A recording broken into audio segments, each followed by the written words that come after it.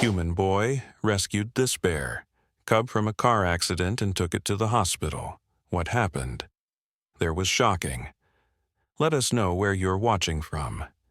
If you love my content, consider supporting it with a super thanks. Also, don't forget to like and subscribe. It'll help us to remain in touch with amazing people like you. The full moon hung low in the sky, casting an eerie silver glow across the deserted highway that cut through Pinewood Forest. Connor Mitchell pedaled his bike along the narrow shoulder of the road, his breath forming small clouds in the chilly evening air. The 16-year-old was late getting home from his after-school job at the local grocery store, and his mother would be worried sick. His phone had died hours ago, leaving him disconnected from the world as he navigated the dangerous stretch of road that locals called Dead Man's Curve. Connor's legs burned with exhaustion as he pushed forward, the worn tires of his bike crunching against loose gravel. The forest seemed to close in around him, the tall pines swaying gently in the night breeze, whispering secrets only they understood. He'd taken this shortcut countless times before, but tonight felt different. The air was charged with something he couldn't quite name, a tension that made the hair on the back of his neck stand up. As he rounded the curve, Connor's headlight caught something unusual ahead. At first, he thought it might be a trick of the light or a shadow playing across the road. But as he drew closer, his heart lurched in his chest. There, in the middle of the asphalt, lay a small, motionless figure. Connor squeezed his brakes hard, causing his bike to skid to a stop just feet away from the scene. "What the—" he muttered, cautiously dismounting his bike and laying it on its side. He approached slowly, eyes widening as the shape took form in the dim light. It was a bear cub, no bigger than a large dog, its dark fur matted with what looked horrifyingly like blood. Connor's breath caught in his throat. He'd grown up in these mountains and knew all about the wildlife that called this forest home, including the black bears that roamed freely throughout the protected wilderness. But he'd never seen one like this. So small, so vulnerable, so hurt. The sound of an engine revving in the distance snapped Connor's attention away from the cub.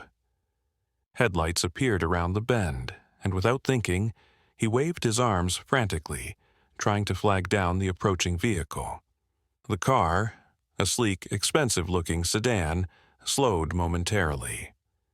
Connor could make out the silhouette of a driver, alone in the car, who seemed to hesitate before suddenly accelerating again, swerving around both Connor and the injured cub before disappearing down the highway in a flash of red taillights. "Hey, stop!" Connor shouted after the vanishing car, his voice echoing uselessly through the trees. "You can't just leave." In the silence that followed, Connor heard a soft whimpering sound that made his blood run cold. The cub was alive. Injured, but alive. Connor knelt beside the small animal, his mind racing. Every instinct told him to keep his distance. Wild animals were unpredictable, especially when injured. But the cub looked so helpless, its chest rising and falling with labored breaths, small whimpers escaping with each exhale. "It's okay, little guy," Connor whispered, his voice trembling slightly. "I'm not going to hurt you." The cub's eyes fluttered open briefly, dark, frightened eyes that seemed to look right through him. Connor had never felt such an immediate connection to an animal before. There was intelligence there, and fear, but also something that looked startlingly like trust. Connor carefully slipped off his jacket, wincing at the cool air that immediately bit through his thin t-shirt. With gentle movements, he draped the jacket over the cub, trying to assess the injuries without causing more pain. The bear had a deep gash on its hind leg, and blood matted the fur around its head. It looked like it had been clipped by a car, probably the same one that had just sped away. "Who would just leave you here?" Connor murmured, anger bubbling up inside him. He reached for his phone before remembering it was dead. He was miles from the nearest house, and the sun had completely disappeared now, leaving only the moon and his bike's weak headlight to illuminate the scene. The cub's breathing seemed to grow more ragged with each passing minute. Connor knew he had to make a decision, and fast. The nearest veterinary clinic was in town, at least an hour's bike ride away. The Wildlife Rescue Center was even farther. But Riverside Hospital was just 3 miles down the road. He could see its lights glimmering in the distance through a break in the trees. It was crazy, bringing a wild animal to a human hospital. They'd probably turn him away immediately. But what choice did he have? The cub was dying right in front of him. With his mind made up, Connor carefully slid his hands beneath the small, furry body.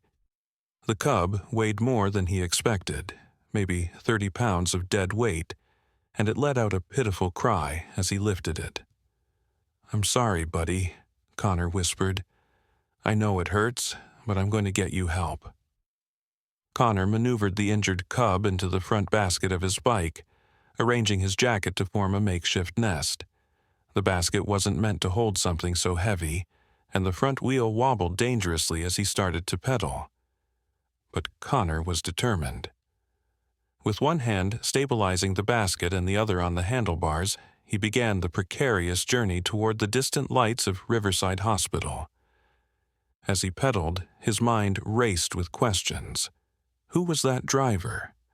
How could they just hit an animal and drive away? What would the hospital staff say when he showed up with a wild bear cub? Would they even help? Connor didn't have answers, but he knew one thing for certain. He couldn't let this innocent creature die alone on the cold asphalt of Dead Man's Curve. Whatever happened next, he had to try. The cub's eyes found his again in the darkness, and Connor felt that strange connection strengthen. "Hang in there, little guy," he whispered, pedaling harder as the hospital lights grew closer. "I promise I won't leave you." Little did Connor know that this unlikely encounter on a deserted highway would change not only his life, but the lives of everyone in the small town of Pinewood, and that the events that would unfold at Riverside Hospital that night would be more shocking than anything he could have imagined. Section 2. The 3 miles to Riverside Hospital felt like 30. Connor's legs screamed in protest as he pedaled furiously up the winding road, each bump and dip causing the front basket to wobble precariously. The injured cub had grown eerily still, and Connor found himself constantly glancing down to make sure the small creature was still breathing. "Stay with me," he pleaded, his voice barely audible over his own labored breathing. "We're almost there." A car approached from behind, its headlights casting Connor's elongated shadow across the pavement ahead. He tensed, instinctively shielding the basket with his body. The memory of the driver who'd fled the scene was still fresh in his mind. The approaching vehicle slowed beside him, and Connor prepared to defend the helpless animal if necessary. "Hey, kid. What are you doing out here so late?" The window rolled down to reveal an older man with a weathered face and kind eyes. Mr. Jenkins. Connor recognized him from the hardware store downtown. "Mr. Jenkins," Connor gasped, momentarily slowing his pace. "I need to get to the hospital, fast." The old man's brow furrowed with concern. "Are you hurt? Hop in, I'll give you a ride." Connor shook his head. "Not for me. It's—" He hesitated, unsure how to explain. Finally, he moved aside slightly to reveal the contents of his basket. Mr. Jenkins' eyes widened. "Is that a bear cub?" His voice rose in disbelief. "Son, that's a wild animal. You can't just—" "Someone hit it and drove off," Connor interrupted, a desperate edge to his voice. "It's dying, Mr. Jenkins. I can't just leave it." The older man stared at him for a long moment, conflict evident on his face. Then, to Connor's surprise, He sighed heavily and reached across to open the passenger door. "Put your bike in the back and get in. That thing won't make it much longer if you keep bouncing it around in that basket."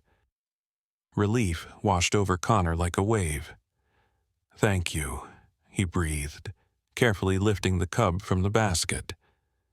The small animal let out a weak whimper as Connor cradled it against his chest, its fur sticky with blood. Once the bike was secured in the trunk, Connor slid into the passenger seat with the cub on his lap.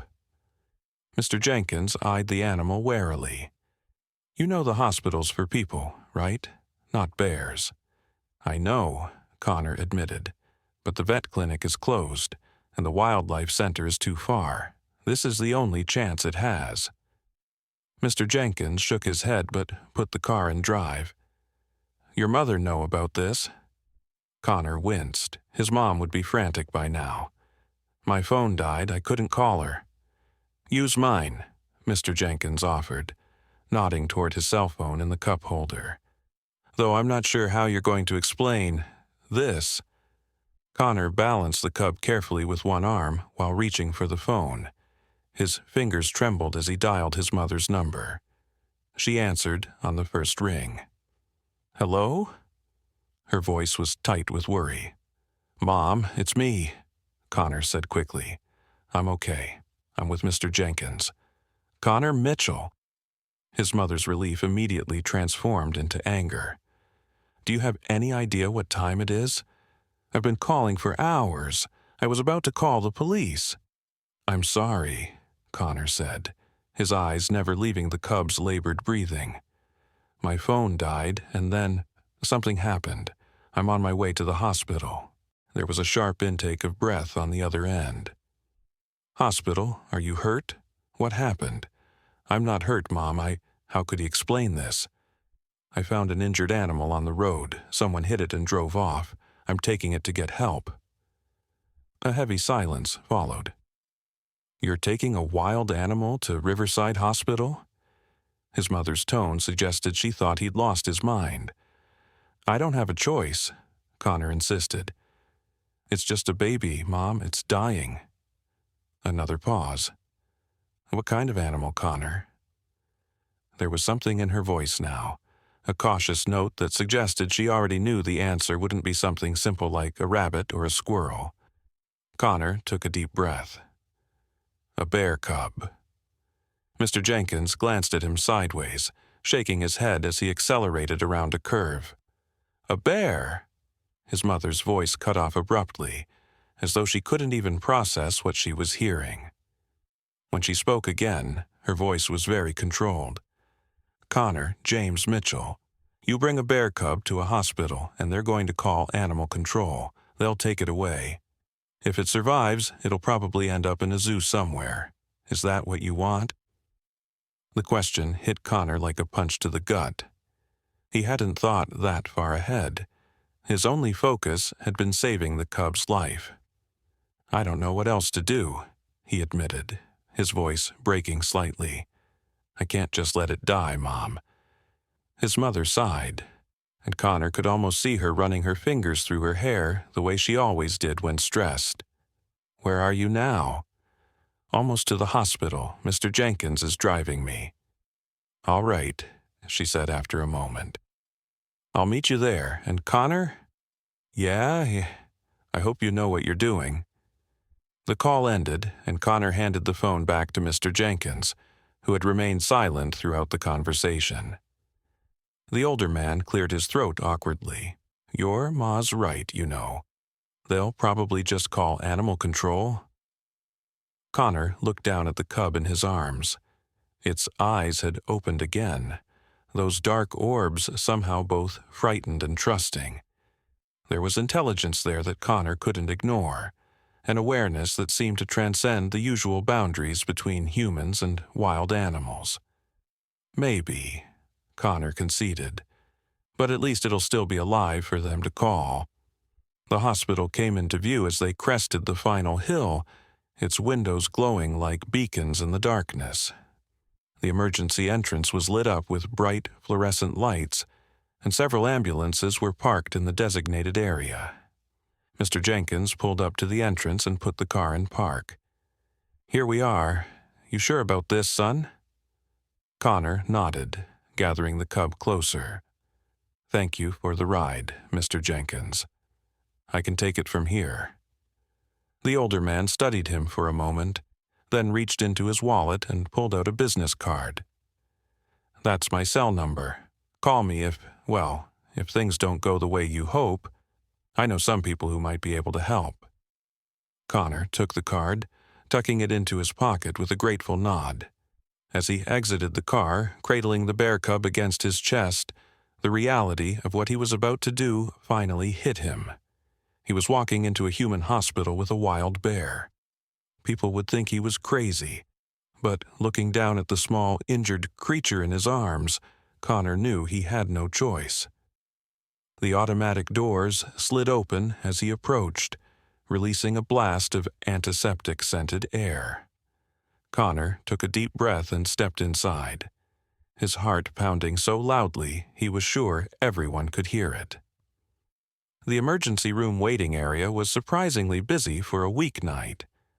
A handful of people sat in uncomfortable-looking chairs, filling out forms or staring blankly at the muted television mounted on the wall.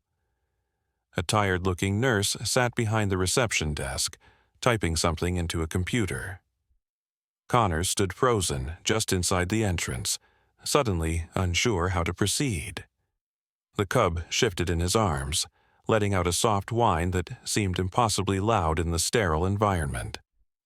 The nurse looked up at the sound, her eyes immediately widening as she registered what Connor was holding. Her mouth opened, then closed, then opened again. "Is that—" "Please," Connor interrupted, taking a step forward. "It needs help. Someone hit it with a car and drove off. It's dying." The nurse, her name tag read Olivia, stood up slowly, her eyes never leaving the bundle in Connor's arms. "This is a hospital for people," she said, though her tone lacked conviction. "I know," Connor acknowledged, moving closer to the desk. "But there was nowhere else to go. The vet clinic is closed, and the wildlife center is too far. Please, can someone just look at it? It's in pain." Nurse Olivia glanced around the waiting room. Several people had noticed the unusual scene unfolding and were watching with open curiosity. One woman had already pulled out her phone and was recording. "I should call animal control," Olivia said, though she made no move toward the phone. "You can," Connor agreed desperately. "After someone helps it. Please." Something in his voice must have reached her because her expression softened slightly. She came around the desk and approached cautiously, peering at the injured cub. "It's just a baby," she murmured, almost to herself. "I think a car clipped it," Connor explained. "Its leg is hurt bad, and there's blood on its head." Olivia bit her lip, clearly conflicted. Then, to Connor's surprise, she nodded once, decisively. "Wait here," she instructed, turning and disappearing through a set of swinging doors. The waiting room had fallen completely silent. Connor could feel everyone's eyes on him, but he kept his focus on the cub, whispering reassurances that he wasn't sure the animal could understand. Less than a minute later, the doors swung open again, and Olivia returned with a man in scrubs. His name tag identified him as Dr. Alexander Chen. The doctor stopped short when he saw Connor and the cub, his expression cycling rapidly through surprise, disbelief, and then, remarkably, professional assessment. "Olivia said you brought in an injured bear cub," Dr. Chen said, his voice carefully neutral as he approached. "May I?" Connor nodded, allowing the doctor to examine the cub without taking it from his arms. Dr. Chen's hands moved with gentle confidence, checking the animal's injuries with the same care he might show a human patient. "Significant blood loss," he murmured. "Probable concussion, definitely a broken femur, and these lacerations need cleaning and suturing." He looked up at Connor. You said it was hit by a car? Yes, Connor confirmed. On Dead Man's Curve, the driver didn't even stop. Dr. Chen's expression darkened briefly before he straightened up and addressed Nurse Olivia. Prep exam room 3, and call doctor. Reynolds. She did a wildlife medicine rotation during her residency. Olivia nodded and hurried off. Dr. Chen turned back to Connor. You understand this is highly irregular, he said quietly. We're not equipped to treat wild animals here. I know, Connor acknowledged, but I didn't know what else to do. The doctor studied him for a moment, then nodded slightly. What's your name? Connor Mitchell. Well, Connor Mitchell, I can't make any promises, but we'll do what we can for your bear cub. Follow me. Relief washed over Connor like a physical force. Thank you, he breathed. As he followed Dr. Chen through the swinging doors into the treatment area, Connor was vaguely aware of the buzzing of phones and the murmur of voices rising behind him in the waiting room. News would spread quickly in a small town like Pinewood. He just hoped his mother would arrive before animal control.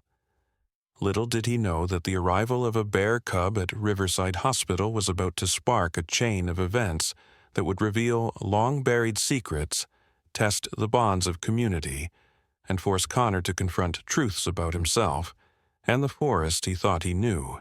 That would change him forever. Meanwhile, deep in Pinewood Forest, something stirred.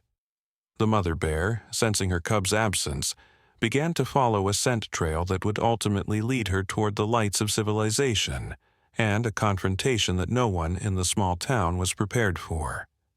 Section 3, Exam Room. 3 had been hastily transformed from a human treatment area into an improvised wildlife triage center. Nurse Olivia had covered the examination table with several layers of blankets and sterile pads. The bright overhead lights cast harsh shadows across the small space as Dr. Chen carefully examined the bear cub, now lying still on the makeshift bed. Pulse is rapid but steady, Dr. Chen murmured, his stethoscope pressed against the cub's chest. Breathing labored. Definite signs of traumatic shock. Connor hovered anxiously nearby, unable to tear his eyes away from the small, vulnerable creature. The cub looked even smaller under the clinical lights, its dark fur matted with blood and dirt. Each shallow breath it took seemed like it might be its last. Is it going to make it?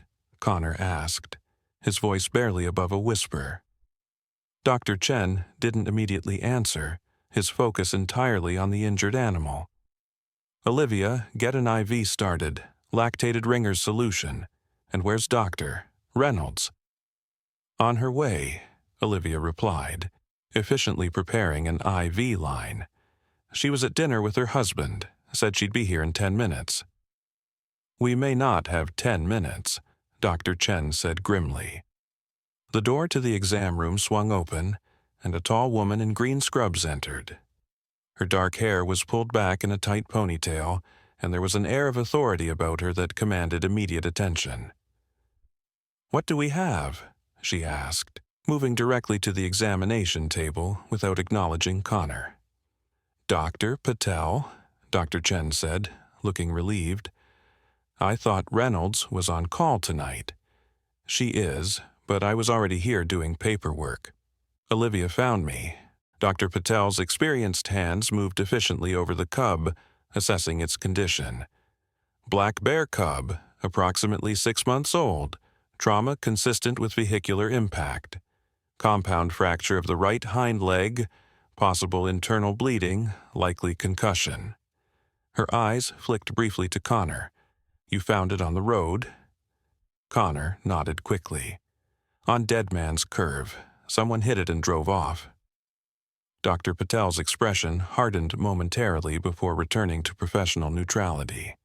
We need to stabilize it immediately. Chen, prepare for possible thoracentesis. I'm hearing fluid in the right lung. Olivia, I need a pediatric trauma kit and the portable ultrasound. As the medical team sprang into action, Connor found himself backed against the wall, watching in a mixture of awe and terror as they worked to save the cub's life. Dr. Patel moved with practiced precision, inserting the IV that Olivia had prepared into the cub's foreleg while Dr. Chen prepared instruments on a nearby tray. "Connor," Dr. Patel said without looking up, "I need to know if you saw the mother bear anywhere near the accident site." The question caught Connor off guard. In the rush to save the injured cub, he hadn't even considered its mother. "No," he said, thinking back. "I didn't see any other bears." Dr. Patel nodded, her focus returning to the cub. Bears this young are still dependent on their mothers. If the mother was also hit, the implications hung heavily in the air. Connor felt a fresh wave of anxiety wash over him. What if the mother bear was also lying injured somewhere on that dark road? The cub suddenly let out a pitiful whine and tried to move, its small body tensing in pain. Dr. Patel murmured soft reassurances as she administered a syringe of medication into the IV line. "Mild sedative," she explained, noticing Connor's alarmed expression. "It will help with the pain and keep him calm while we work." "Him?" Connor asked. "Yes," Dr. Patel confirmed with a slight smile. "It's a male cub." The door opened again and an older man in a white coat entered, his expression thunderous. "What the hell is going on in here?" he demanded, his voice echoing in the small room. "Olivia says you're treating a bear?" Dr. Chen straightened up, his body language immediately defensive. "Dr. Hoffman, we have an emergency situation." "This is a hospital for humans," Dr. Hoffman interrupted, his face flushed with anger. "Not a zoo, not a wildlife sanctuary. A hospital where people come to be treated by medical professionals who took an oath to treat human patients." "With all due respect, sir," Dr. Patel interjected calmly, continuing her work without pausing. "The Hippocratic Oath states, first, do no harm.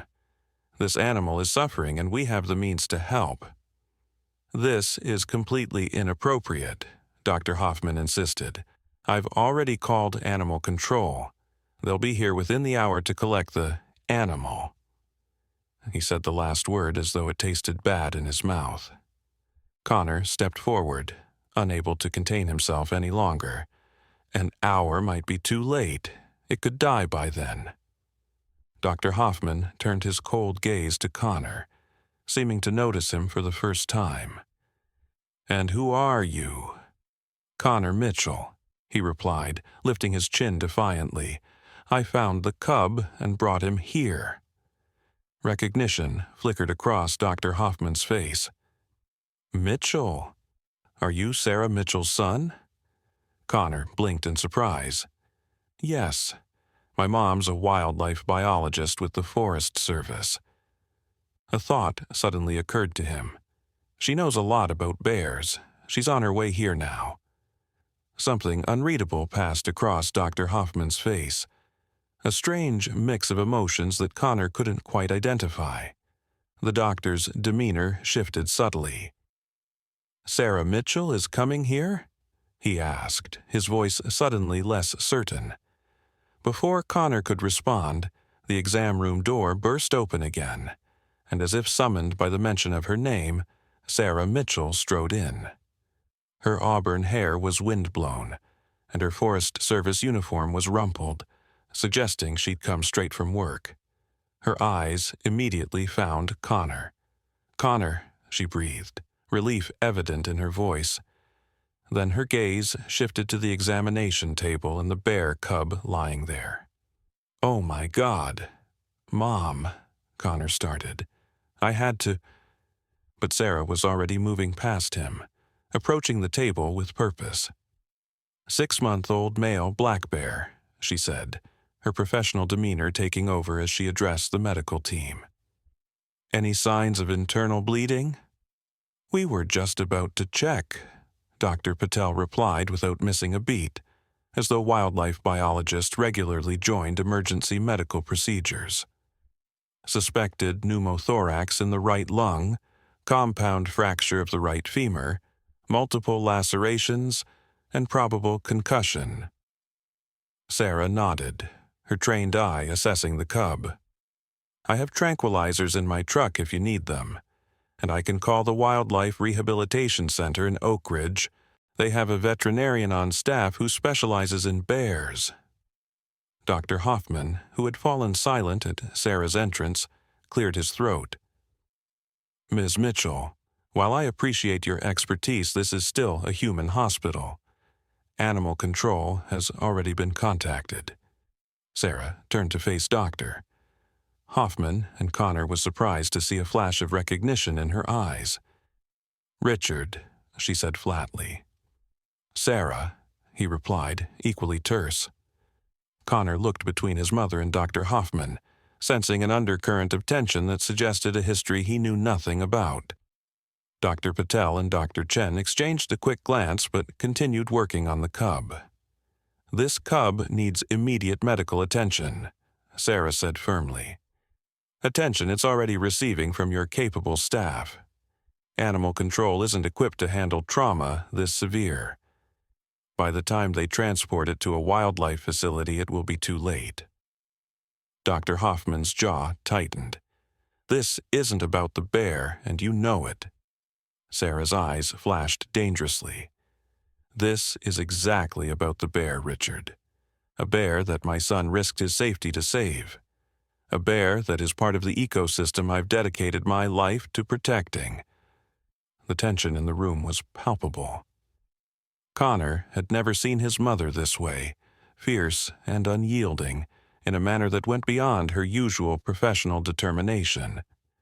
There was something personal in her confrontation with Dr. Hoffman, something Connor couldn't quite understand. "Mom?" he said quietly. "You know Dr. Hoffman?"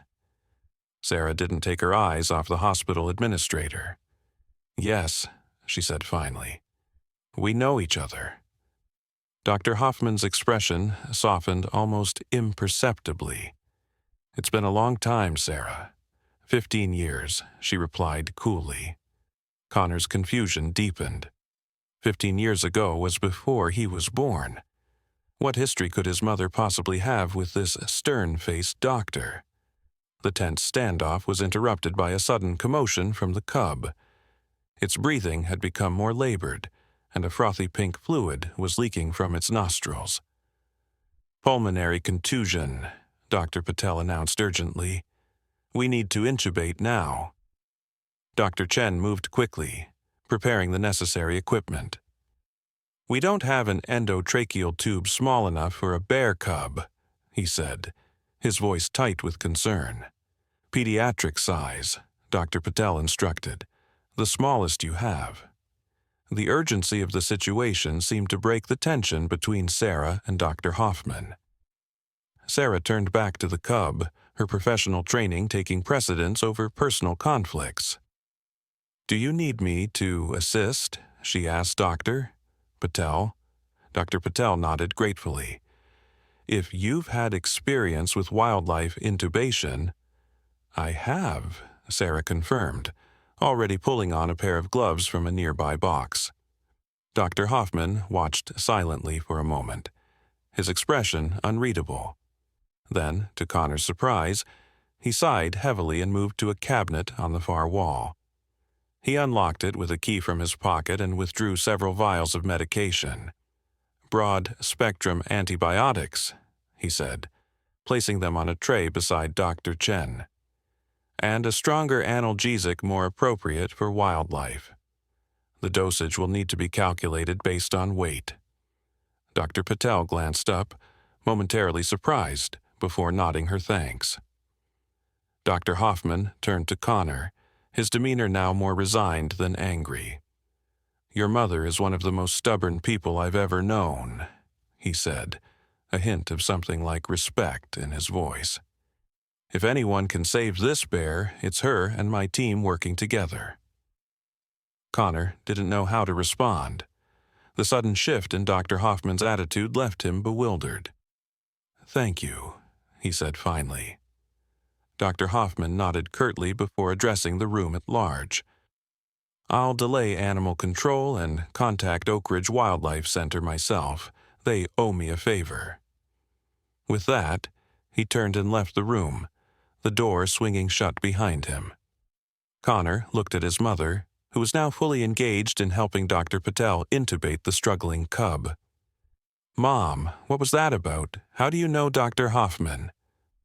Sarah's hands remained steady as she worked, but Connor noticed a slight tightening around her eyes. "It's complicated, Connor, and now isn't the time." Before Connor could press further, Nurse Olivia touched his arm gently. "Maybe you should wait outside," she suggested. "They need space to work, and this is going to get intense." Connor wanted to protest, but he could see the logic in her suggestion. The small exam room was crowded with medical personnel, and he had no skills to offer.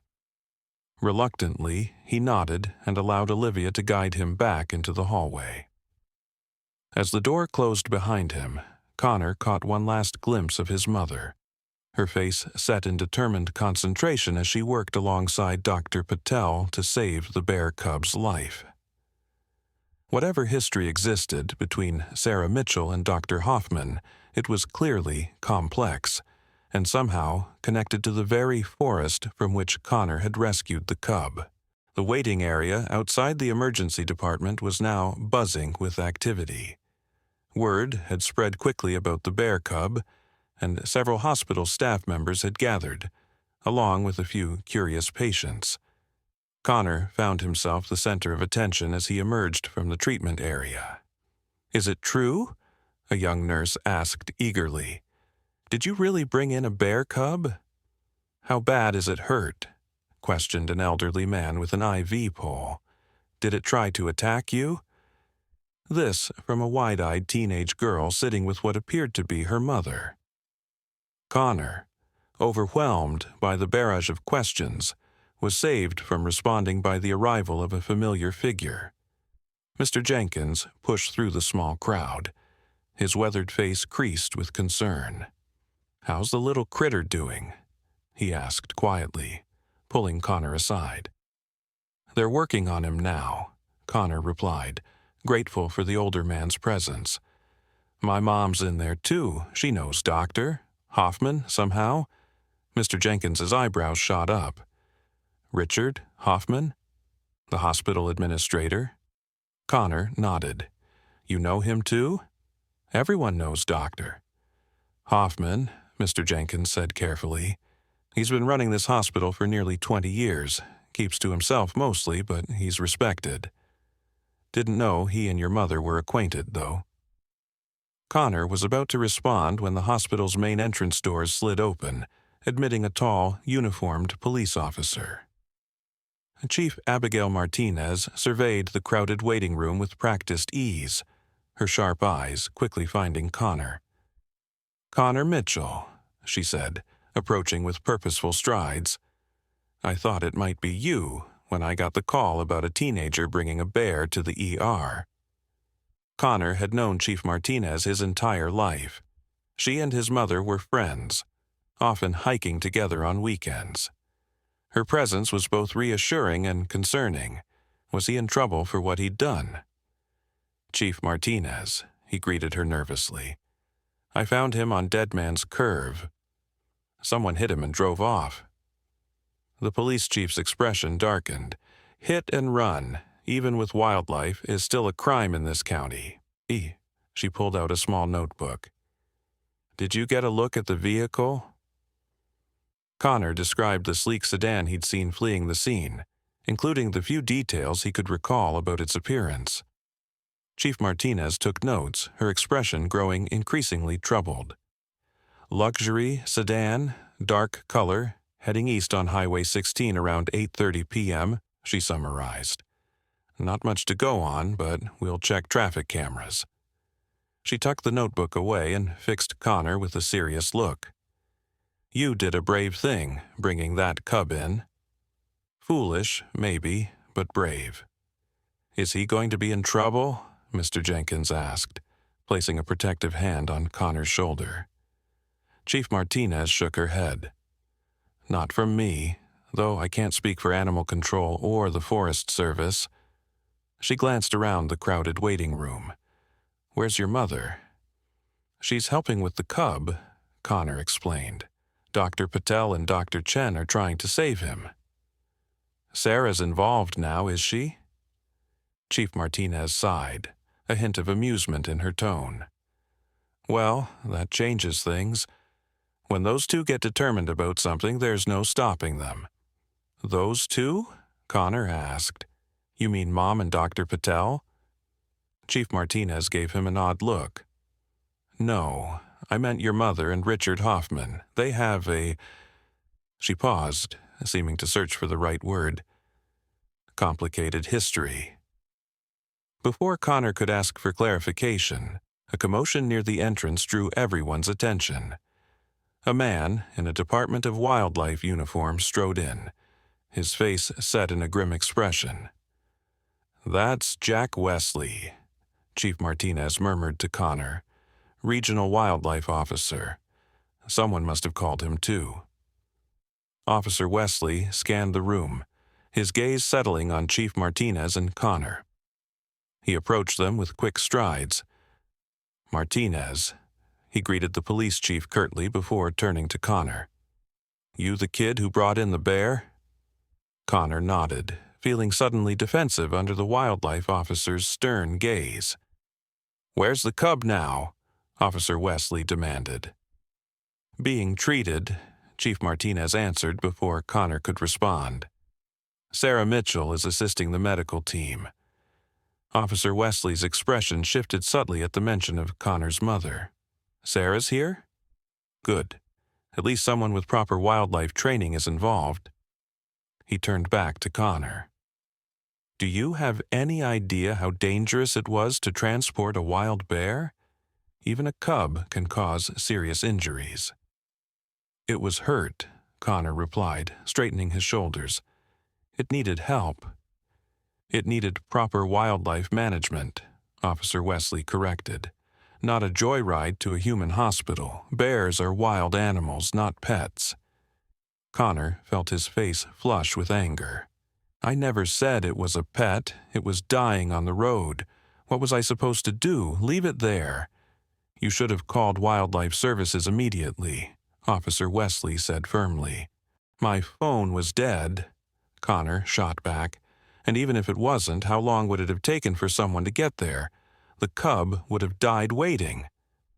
Officer Wesley opened his mouth to respond, but Chief Martinez stepped between them. "That's enough, Jack. The boy did what he thought was right. Besides, Sarah's involved now, so this falls under Forest Service jurisdiction as much as yours." Officer Wesley's jaw tightened, but he nodded reluctantly. "Fine. But I need to see the animal and make an assessment. We may need to euthanize if its injuries are too severe." "Euthanize?" Connor exclaimed, horrified.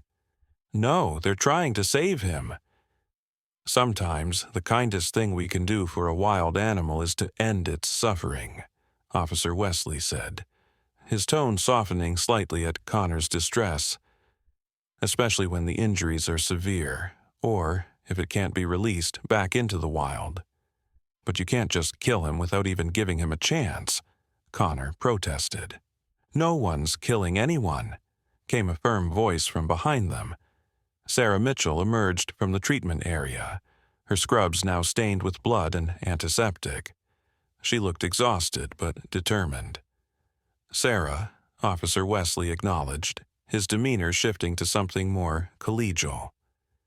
"What's the prognosis?" "Critical but stable," Sarah replied.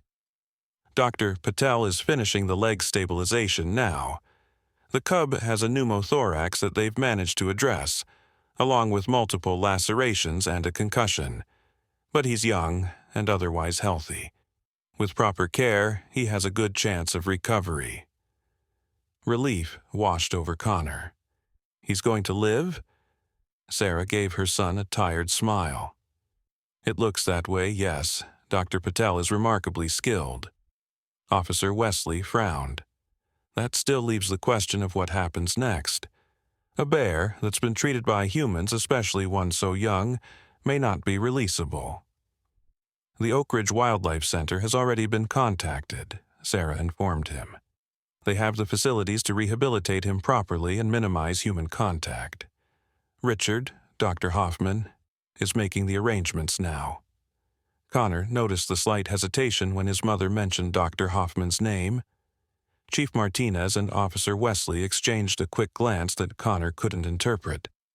"I'd still like to see the animal," Officer Wesley insisted. Sarah nodded. "Of course, but they're still working. Give them another 15 minutes to finish the procedures, then you can assess him yourself." Officer Wesley seemed about to argue, but then nodded in agreement. "Fine, 15 minutes." As if on cue, Dr. Hoffman emerged from the treatment area, his white coat now removed, revealing a rumpled dress shirt with the sleeves rolled up. He looked tired but satisfied as he approached the group. "The cub is responding well to treatment," he announced. "Dr. Patel is finishing now. She's quite remarkable. Adapted pediatric trauma protocols for ursine anatomy without missing a beat." Sarah smiled slightly. Mira has always been exceptional. Dr. Hoffman's eyes lingered on Sarah for a moment before he turned to Officer Wesley. "Jack, I've already spoken with Dr. Nakamura at Oak Ridge. They're preparing to receive the cub once it's stable for transport, probably tomorrow morning." Officer Wesley nodded, seeming somewhat mollified. "I'll need to file a full report, and we'll need to investigate the collision site. If the mother bear is injured, I'd like to help with that," Sarah offered. "I know that stretch of forest well." "Of course," Officer Wesley agreed. "First light tomorrow?" Sarah nodded her agreement, then turned to Connor. "You should go home and get some rest. It's been a long night." "But what about the cub?" Connor protested. "I want to make sure he's okay." "He's in good hands," Sarah assured him, "and you'll only exhaust yourself waiting around here all night." Connor wanted to argue, but the events of the evening were catching up with him. His muscles ached from the frantic bike ride, and the adrenaline that had kept him going was beginning to fade. Still, he hesitated, reluctant to leave. Dr. Hoffman studied him for a moment, then made an unexpected offer. "There's an observation room adjacent to where the cub will be kept overnight. You can rest there if you'd like. That way, you can check on him without disturbing his recovery." Connor looked up in surprise. "Really?" Dr. Hoffman nodded. "Really? It's the least we can do for the young man who saved his life." Sarah gave Dr. Hoffman a questioning look, but he merely shrugged, a silent communication passing between them that Connor couldn't decode. "Thank you," Connor said sincerely. Dr. Hoffman nodded again, then checked his watch. "Dr. Patel should be finishing up now. Jack, if you'd like to assess the cub, now would be a good time." As Officer Wesley followed Dr. Hoffman back toward the treatment area, Chief Martinez placed a hand on Sarah's arm. "Everything okay with you and Richard?" she asked quietly, though not quietly enough that Connor couldn't hear. Sarah glanced at Connor, then back to her friend. "It's fine, Abby, ancient history." Chief Martinez raised an eyebrow but didn't press further. "I'll need to take Connor's full statement about the hit and run, but it can wait until tomorrow. For now, I'm heading back out to set up some roadblocks. With any luck, we might still catch the driver." After the police chief departed, Connor turned to his mother. "Mom, what's going on? How do you know Dr. Hoffman, and why is everyone being so weird about it?" Sarah sighed, brushing a strand of hair from her face. "It's complicated, Connor. Dr. Hoffman and we have history." "What kind of history?" Connor pressed. Sarah hesitated, clearly uncomfortable. "The kind that doesn't matter anymore. It was a long time ago, before you were born." Connor frowned, about to ask more questions, when Nurse Olivia appeared in the hallway. "They're moving the cub to the observation room now," she informed them. "You can come see him if you'd like." Connor immediately followed Olivia, his questions temporarily forgotten in his eagerness to check on the bear cub. Sarah followed more slowly, her expression pensive. The observation room was small but comfortable, with a large window that looked into an adjacent room where the cub now lay on a specially prepared bed. The small bear was wrapped in bandages, with an IV line still attached to its foreleg and an oxygen mask fitted over its muzzle. Various monitors beeped softly, tracking its vital signs. Dr. Patel stood by the cub's bedside, making notes on a tablet. She looked up as Connor and Sarah entered the observation room, offering them a tired smile. "He's a fighter," she said approvingly. "Stronger than I expected. His vitals are stabilizing nicely." "Thank you," Connor said fervently, "for helping him when you didn't have to." Dr. Patel's smile widened. "That's what doctors do, Connor. We help those who need it, regardless of species." She consulted her tablet again. "He'll need to be monitored overnight. The next 24 hours will be critical, but I'm cautiously optimistic." "Will he be able to go back to the wild?" Connor asked, the wildlife officer's words about euthanasia still fresh in his mind. "That's for the wildlife rehabilitation experts to determine," Dr. Patel replied honestly. "But physically, I believe he'll make a full recovery. Bears are remarkably resilient creatures." Connor moved closer to the window, placing his hand against the glass. The cub lay still, its small chest rising and falling steadily now. Despite the bandages and medical equipment, it looked peaceful. Connor felt a profound connection to the small creature, a bond forged in the moment he'd found it injured and alone on that dark highway. "What will happen to him now?" Connor asked softly. Sarah came to stand beside her son. "If all goes well, he'll be transferred to Oak Ridge tomorrow. They have specialized facilities for wildlife rehabilitation. They'll care for him until he's ready to be released back into the forest." "And if he can't be released?" Connor worried. Sarah placed a gentle hand on his shoulder. "Let's cross that bridge if we come to it. For now, let's just be grateful he's alive." Connor nodded, his eyes never leaving the sleeping cub. There was something about the small bear that had captured his heart completely. The thought of never seeing it again after tonight filled him with an unexpected sadness. As if sensing Connor's thoughts, Sarah squeezed his shoulder. "You did a good thing tonight, Connor. A brave thing. I'm proud of you." Connor leaned slightly against his mother, accepting her rare praise. "I couldn't just leave him there, Mom. It felt like I was meant to find him, you know?" Sarah was quiet for a long moment. "Sometimes life puts us exactly where we need to be, even if we don't understand why at the time." There was something in her voice that made Connor look up at her. Her eyes were fixed on the cub, but her expression suggested her thoughts were far away. "Mom," he said carefully, "what really happened between you and Dr. Hoffman?" Sarah sighed deeply.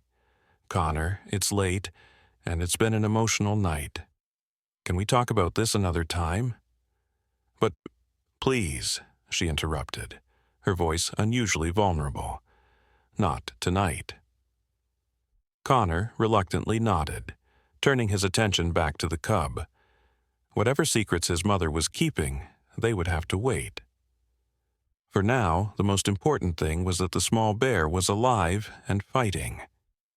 As they stood watching over the sleeping cub, neither Connor nor Sarah was aware of the security camera footage being reviewed in the hospital security office. footage that showed a familiar luxury sedan arriving at the hospital's back entrance just minutes after Connor had been dropped off by Mr. Jenkins. Nor did they know that the driver of that sedan was now making a frantic phone call from the hospital parking lot. A call that would set in motion events that would change everything. Miles away, in the depths of Pinewood Forest, the mother bear continued her determined journey, following her cub's scent through the darkness. Her powerful muscles carried her swiftly through the underbrush, her instincts guiding her unerringly toward the strange lights in the distance. The bond between mother and cub was unbreakable, a force of nature that transcended human understanding. And in the shadows of the hospital's administrative wing, Dr. Richard Hoffman stood alone in his office, staring at an old photograph hidden in the back of his desk drawer. A photograph of a much younger version of himself standing beside an equally young Sarah Mitchell. Between them, barely visible in the faded image, was a small wooden sign marking the boundary of a research area deep in Pinewood Forest. The date on the sign read 2009. Dr. Hoffman carefully returned the photograph to its hiding place, his expression troubled. The past, it seemed, had a way of circling back, like a forest trail that eventually returns you to where you began, whether you're ready to face it or not. Dawn broke over Pinewood, painting the hospital windows with pale golden light. Connor awoke with a start, momentarily disoriented by his unfamiliar surroundings. He'd fallen asleep in a reclining chair in the observation room, a thin hospital blanket draped over him. The events of the previous night came rushing back as his eyes found the bear cub through the window. The small bear was awake, its dark eyes alert as Dr. Patel checked its vital signs. The oxygen mask had been removed, and though the cub still had multiple bandages and an IV line, it looked remarkably better than it had the night before. Connor stretched, wincing at the stiffness in his muscles, and made his way to the door that connected to the cub's room. He knocked softly, and Dr. Patel looked up with a tired smile. "Good morning," she greeted him. "Come in. Your little friend is doing quite well." Connor entered cautiously, his eyes fixed on the cub. "He looks better. His vitals are stable, and the pneumothorax has resolved," Dr. Patel confirmed. "Bears have incredible healing capabilities. He's responding to the antibiotics, and the fracture has been properly set." She gestured toward the cub's bandaged hind leg. "Dr. Reynolds arrived early this morning and confirmed our treatment protocol was appropriate. She's coordinating with Oak Ridge for the transfer later today." The cub's eyes followed Connor as he approached the bed, a low whine escaping its throat. Not a sound of fear, Connor thought, but recognition. "Hey there, buddy," Connor said softly. "You look a lot better?" Dr. Patel watched the interaction with scientific interest. "He seems to recognize you. That's unusual for a wild animal, especially considering the trauma and medication. We went through a lot together last night," Connor replied, carefully extending his hand near, but not touching, the cub's head.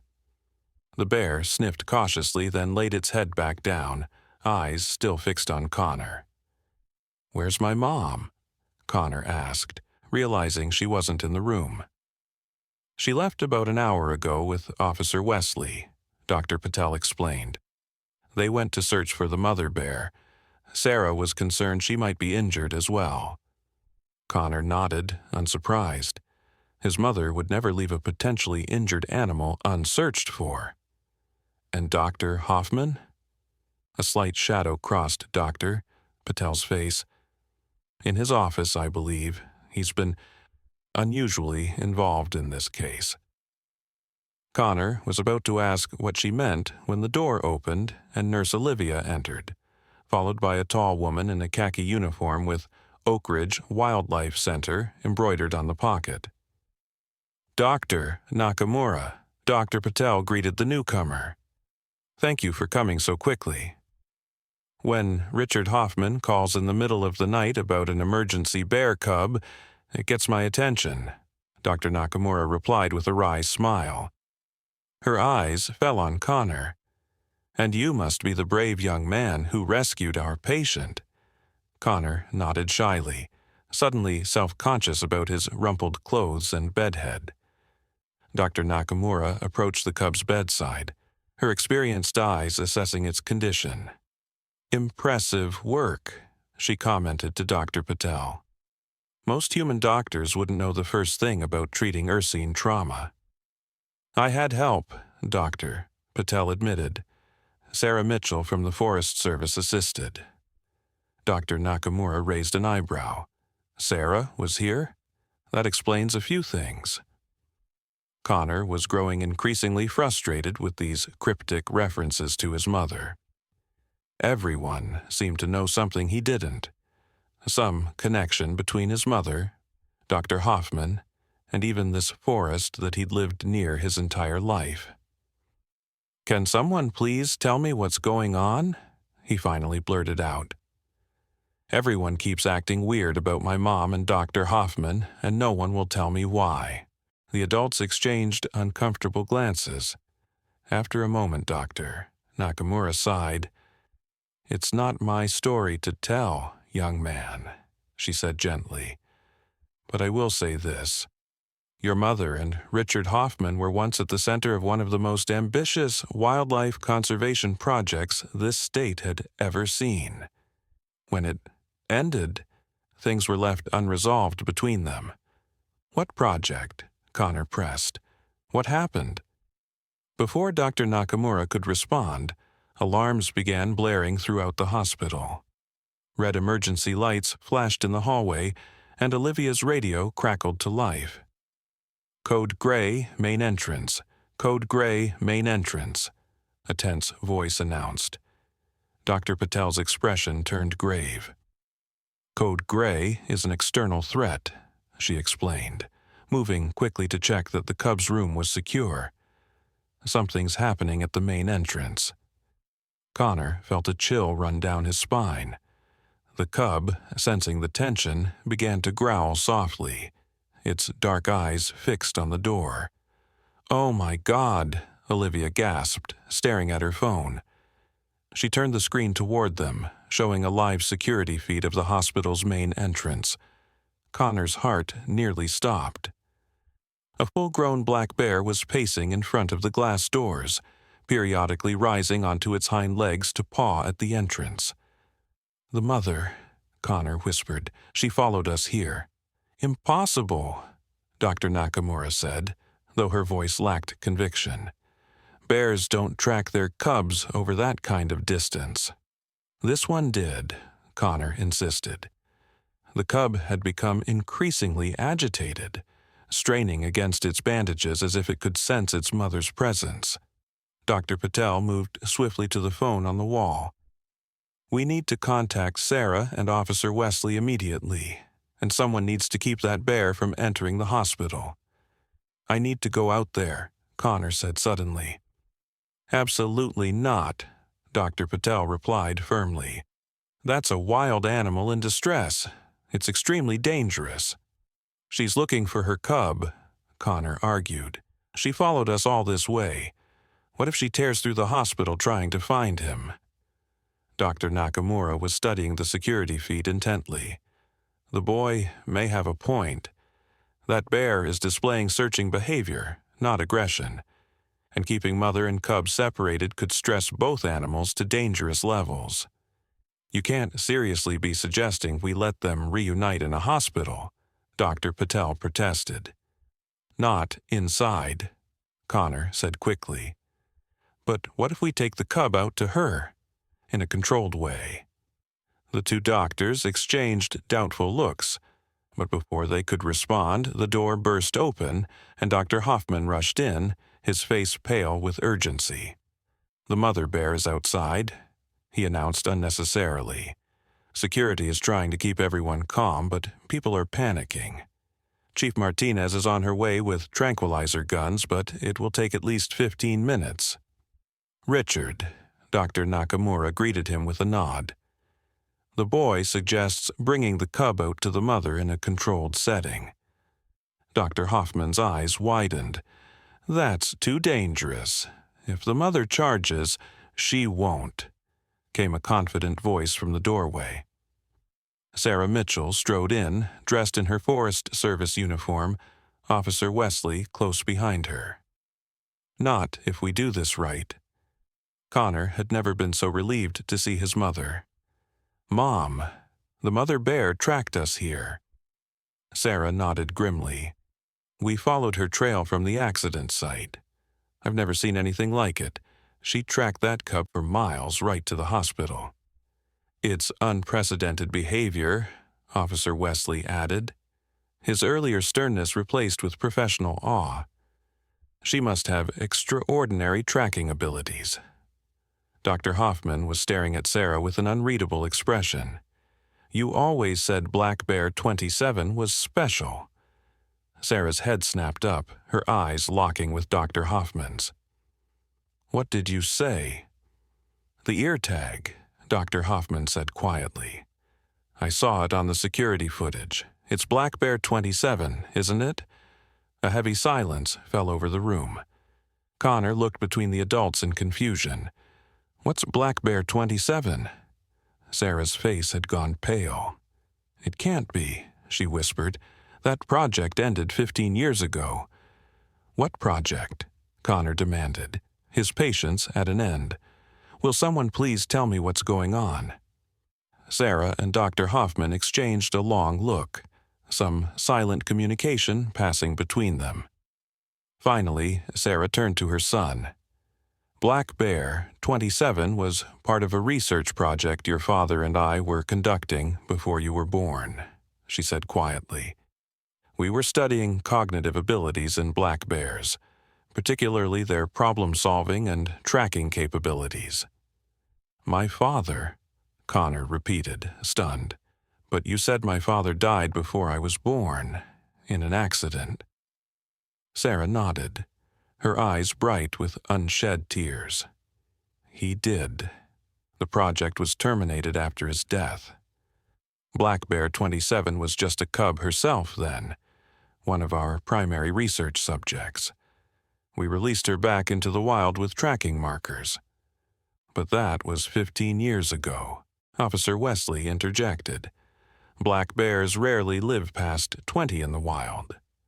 27 was exceptional in every way, Dr. Hoffman said quietly. And if that's her outside, then the cub Connor rescued is her offspring, Sarah finished, her voice barely above a whisper.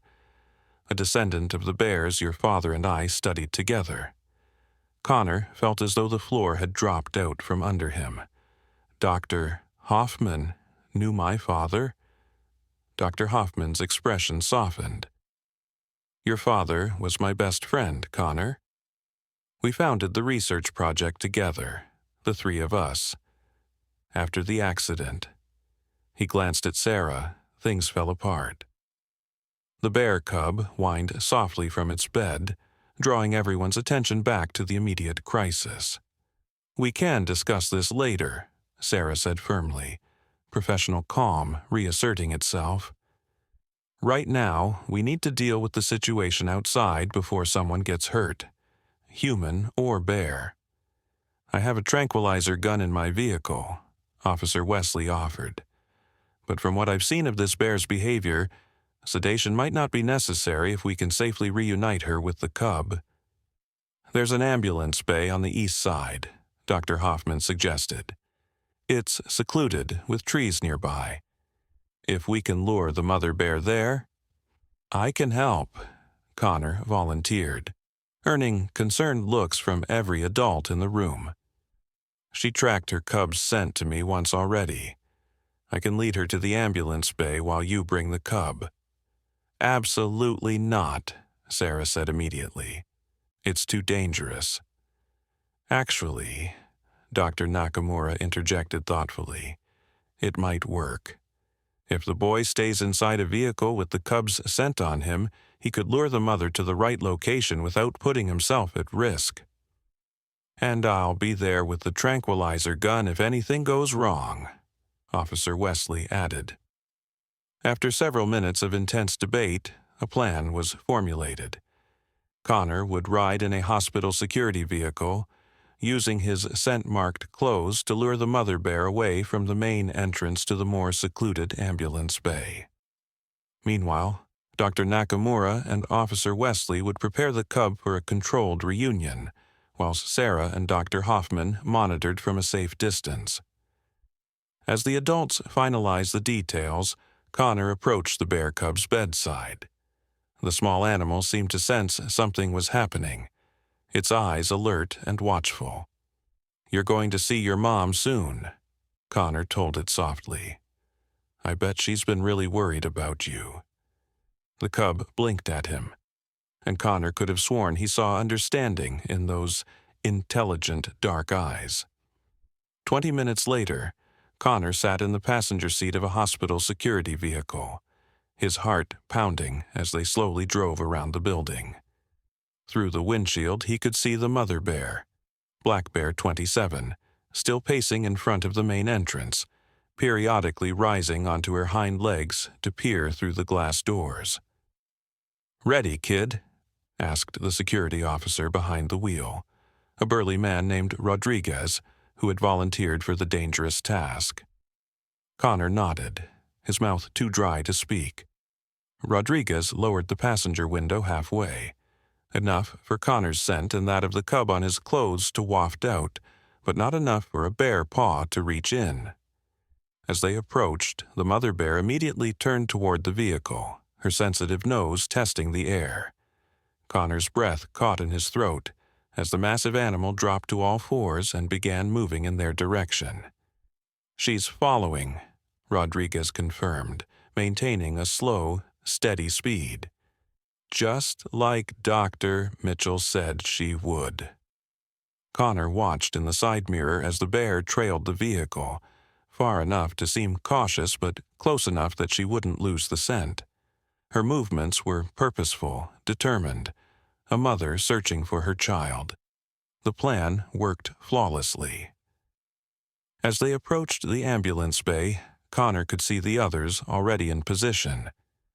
Dr. Nakamura and a nurse waited with the sedated cub on a gurney, safely behind a reinforced safety barrier.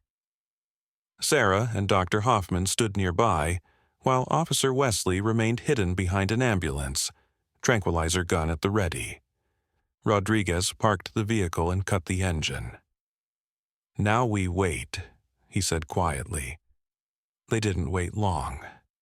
The mother bear approached cautiously, her nose working constantly as she followed the scent trail. When she reached the ambulance bay, she rose onto her hind legs again, her massive form suddenly intimidating in its proximity. "Now, Maya," Sarah called softly.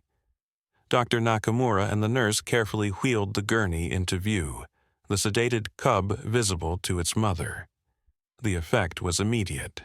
The mother bear dropped to all fours, making a soft, chuffing sound in her throat as she took a step toward her cub. "Easy," Officer Wesley cautioned from his position, the tranquilizer gun trained on the bear. Time seemed to stand still as the mother bear approached the gurney. Dr. Nakamura and the nurse retreated to safety, leaving the cub accessible. With surprising gentleness, the mother bear nudged her offspring with her nose, seemingly assessing his condition. The cub, still groggy from sedation, responded with a weak whimper. Something that looked remarkably like relief washed over the mother bear's features. She chuffed again, nuzzling her cub tenderly. "I don't believe it," Officer Wesley murmured, lowering his weapon slightly. "She's checking him over." "Maternal instinct," Dr. Nakamura whispered. "But I've never seen anything like this level of determination and intelligence in a wild bear." Sarah stepped forward, moving slowly but confidently. The mother bear's head snapped up, her eyes fixing on Sarah with unmistakable recognition. "She remembers you," Dr. Hoffman said softly, coming to stand beside Sarah. "Hello, 27. Sarah said gently. It's been a long time.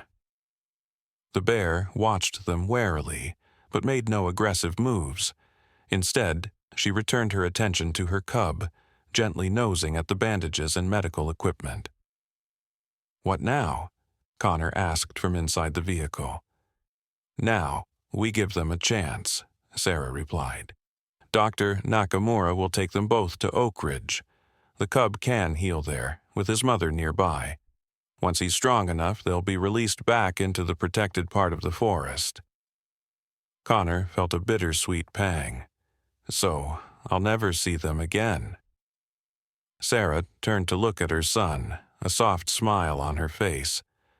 I wouldn't say that. I think it's time I showed you what your father and I were working on all those years ago. 2 days later, Connor stood beside his mother at the edge of a clearing deep in Pinewood Forest. Dr. Hoffman was with them, along with Dr. Nakamura and Chief Martinez. A large transport cage sat nearby, containing the mother bear and her cub, now considerably more alert and active than he had been in the hospital. This is where it all started, Sarah explained, gesturing to a weathered research cabin partially hidden among the trees. Your father's research station. We monitored 20 black bears from this location, studying their cognitive abilities, their family structures, their problem-solving skills. Why did no one ever tell me about this? Connor asked, still trying to process everything he'd learned. Sarah and Dr. Hoffman exchanged a glance. After your father died, Sarah said quietly, it was too painful to continue. Richard and I disagreed about how to proceed. The project was shut down. We both made mistakes, Dr. Hoffman admitted. I was so focused on the research that I didn't see how much Sarah was suffering. By the time I realized, the damage was done. And you never told me that my father's best friend was right here in Pinewood all these years? Connor asked his mother, unable to keep the hurt from his voice. Sarah's eyes filled with tears. I thought it would be easier, a clean break, but seeing you with that cub, witnessing that same connection your father had with these animals, I realized I was wrong to keep you from this part of your heritage. Dr. Nakamura approached the transport cage, checking on her patients one last time. They're ready, she announced. The cub's vitals are strong, and the mother is calm. It's time to send them home. As the cage door was carefully opened, Connor watched with bated breath. The mother bear emerged first, cautiously surveying her surroundings. The cub followed more slowly, favoring its bandaged leg but moving with surprising strength. Rather than immediately fleeing into the forest, the mother bear paused, turning to look directly at Connor. Their eyes met across the clearing, wild animal and human boy, connected by an extraordinary chain of events. She's thanking you, Sarah whispered, her hand finding Connor's shoulder. Can bears even do that? Connor asked, unable to look away from the intense gaze. Your father believed they could, Dr. Hoffman said softly. He believed there was more intelligence, more awareness in these creatures than science had ever acknowledged. That's what the research was all about, proving that connection between humans and wildlife wasn't just possible, it was natural. The mother bear made a soft, chuffing sound, nudging her cub gently. Together, they turned and moved toward the trees, the cub limping slightly but keeping pace. At the edge of the forest, the mother paused once more, looking back at the gathered humans. Then, like shadows, they melted into the underbrush and were gone. Will they be okay? Connor asked, already missing the connection he'd felt with the small bear. Black Bear 27 has survived 15 years in this forest, Sarah replied. She's extraordinarily adapted to this environment, and now, thanks to you, her cub has a chance to grow up and continue that lineage. As they walked back to the vehicles, Dr. Hoffman fell into step beside Connor. Your father would have been incredibly proud of what you did, he said quietly. You have his heart, that same instinctive connection to the natural world." "I wish I could have known him," Connor replied, feeling the weight of this new knowledge. "You can." Dr. Hoffman reached into his pocket and pulled out a small USB drive. "All of his research, his journals, his videos from the project. I've kept them safe all these years. They're yours now." Connor accepted the small device, understanding its enormous value. "Thank you." That evening, Connor sat at his computer, the USB drive plugged in, his mother beside him. Together, they watched as a younger version of Sarah appeared on the screen, laughing as she documented a black bear cub learning to fish in a stream. Beside her stood a tall man with Connor's eyes and smile. His father, alive and passionate, speaking enthusiastically about cognitive mapping and Ursine subjects.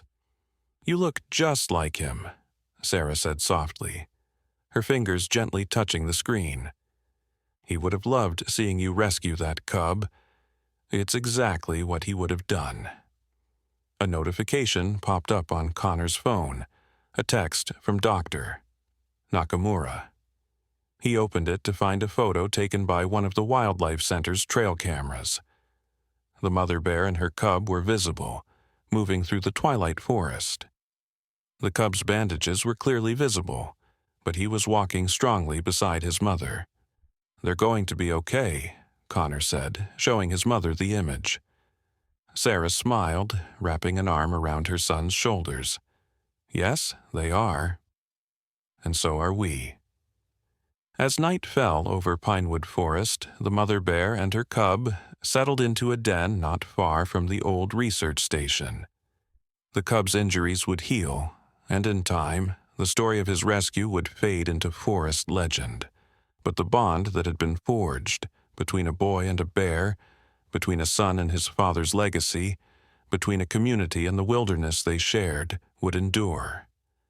And deep in the forest, Black Bear 27 kept watch over her sleeping cub, her intelligent eyes reflecting the moonlight. She had done what mothers across species had done since time immemorial, protected her young against all odds. In doing so, she had not only saved her cub, but had also helped heal wounds that had festered for 15 years among the humans who shared her forest home. In the most unexpected of ways, the circle was complete.